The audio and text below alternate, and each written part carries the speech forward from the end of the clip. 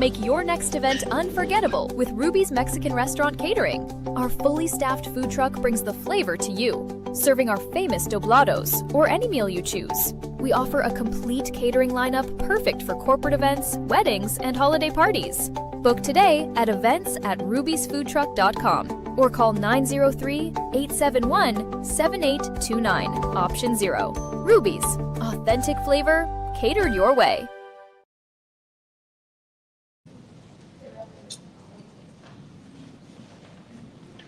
Yes, hello.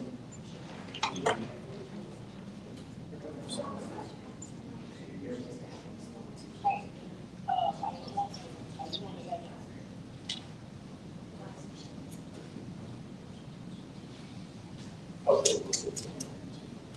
Gotcha, will do. Okay. Yeah, I hear you. Yeah, I hear you.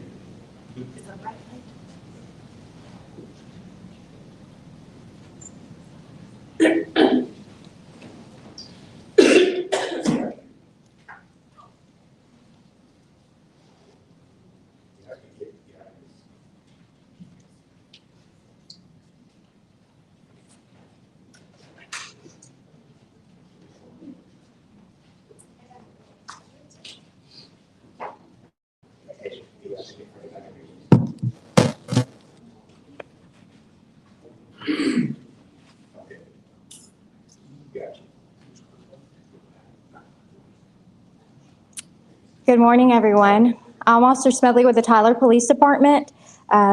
This is just your 2-minute warning. We'll begin the press conference in approximately 2 minutes. So if you need to take your seats and ensure all phones and electronic devices are silenced, and also be patient and please be prepared to hold your questions until the conclusion of the prepared statements. Thank you.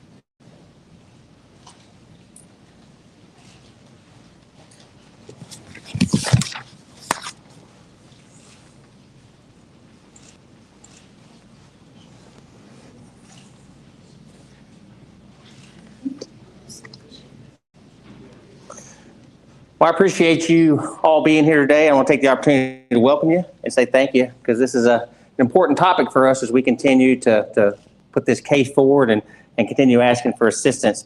As we get ready to get started, I do want to make some introductions here. I got a special agent in charge of the Dallas division of the FBI, is Joe Rothrock, is here with us today. I have assistant special agent in charge, Terrence Gass, with the FBI Dallas division with us today. I'm lucky to have Smith County Sheriff Larry Smith with us today, and also Smith County District Attorney Jacob Putman. And up here on my right is Lieutenant Adam Tarrant with the Tyler Police Department, who oversees criminal investigations. In a few minutes, I'm going to ask Lieutenant Tarrant to give you a brief on the case, but I do want to talk about the response since then.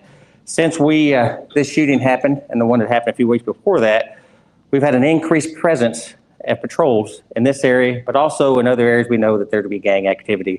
And over the course of these last 3 weeks, we've probably invested over 1,000 man hours going into this, including partnerships with the Federal Bureau of Investigation, the Texas Department of Public Safety, the Smith County Sheriff's Office, and the Texas Anti-Gang Center, who've all coordinated together to put patrol responses in these areas as we try to suppress not only these types of violent activities, but also we try to suppress the gang activity that popped up. And during this period of time, there's been dozens of arrests associated with other crimes, but also hundreds of contacts have been made with people. So I'm going to ask Lieutenant Terry if he'd give us a quick brief on the case, and then I'll turn it over from there.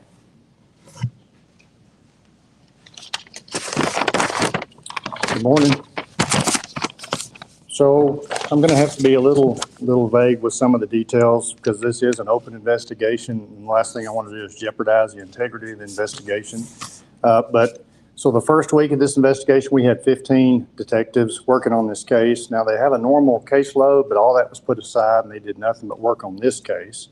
With the help of the crime scene unit as well as our priority response unit, they worked about 100 hours of overtime just the first week on top of their regular duty day. Now, a lot of the things that we did, of course, is collect evidence. We photographed the scene. Many shell casings were collected at the scene. Those shell casings, we conducted ballistic examination and analysis of the shell casings. We canvassed the area. And when I say canvass the area, I mean detectives go out, not just the apartment complex, but the neighborhoods, knocking on doors, looking for surveillance video, looking for Ring doorbell video. You know, talking to everybody, just finding out what did they hear, what did they see, what's the talk in the neighborhood. We returned to the apartment complex 3 different times, knocking on doors just to make sure we didn't miss anybody. Some folks may have been at work, and we wanted to get all the information we could. We have interviewed multiple persons of interest, and we will continue to do so. We're reviewing multiple sources of digital evidence to include cell phones. And we remain in communication with the victim's family, you know, keeping them updated and just checking the status and the welfare of the little boy. We're following up on community tips to include Tyler Smith County Crime Stoppers tips. We've had many of those come in, which have been helpful. So in order for us to solve this case, it's going to take the help of the community. I know that there was a lot of people there when patrol arrived on scene right after the shooting. There was a lot of people, and everybody's running different directions. So we know people saw it, people know what happened, and we're going to need them to call in and tell us what they know. At the end of the day, a little 5-year-old was shot in the head, and we're trying to do this for him. Thank you.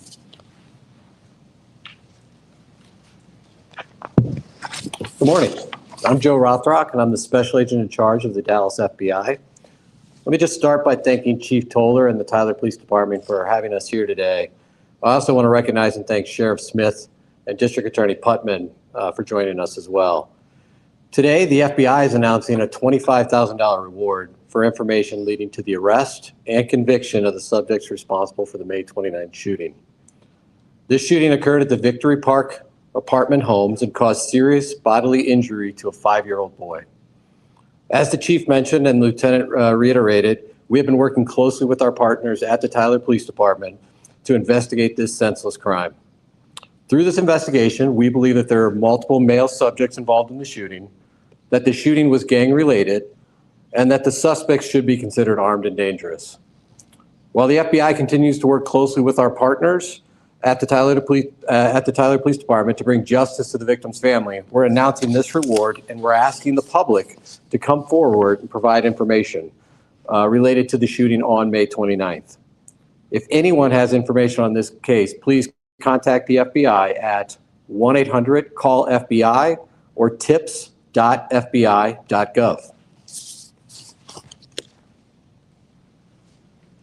We would be able to take a few questions if you have some. Chief Toller, why was it important to bring in other agencies on this case right here? No, I think it's not just this case. Through the Texas Anti-Gang Center and our partnerships, we work closely with the Sheriff's Office, we work closely with DPS, and we have task force officers that are part of the FBI local field office here. But we have close relationships, and we are trying to utilize every resource we can. We're going to do everything we can to leverage those resources to bring this case to a close. What had you thinking that this is a gang-related shooting? Just based on the information that we've received through the actual activity itself, location, and other things that have happened recently, through contacts we've made in the area with citizens and individuals that are walking in the area, leads us to believe that, and just the style of the actual incident itself. The infant that got shot, was this just a wrong place at the wrong time for him? Were they the target? You know, I think that's one of the things we want to stress. As we talk about the reward that is announced here today, that there are witnesses that saw this. There are people that have heard about it. There are people that have talked about this since it happened. And I think a big part of it is to remember that is that they try to personalize this as being this young child in his house, doing nothing but just being in his house, being struck in the head by a random bullet. It's something that shouldn't happen. It's something that kids shouldn't have to worry about while they're watching cartoons or having a meal or just talking to a family member. These things, and I think if we think about that possibility that this being your house and your child, you know something, you need to make this phone call and give us that information so we can move forward. You mentioned that there were several shell casings. Can you give us like a number or estimate of how many? We can tell you that with the firearms that we looked at, there were over 30 rounds that were discharged out there that day. And as we try to track all those down and place those with an individual firearm, we'll move forward with that. We're still trying to track down some evidence on this case, but I think the volume of the rounds we're talking about here is that in the middle of an apartment complex with no reasonable justification for this type of behavior at all, people are just randomly shooting .223 style rifles at each other with so many innocent people standing around. You just mentioned random. Do you guys have any, are you able to reveal any reason why this may have started, or do you think it was just? No, it would only be an assumption on my part at this time. I'd assume that if we're talking about gang style activity, it's either retaliation or somebody got their feelings hurt.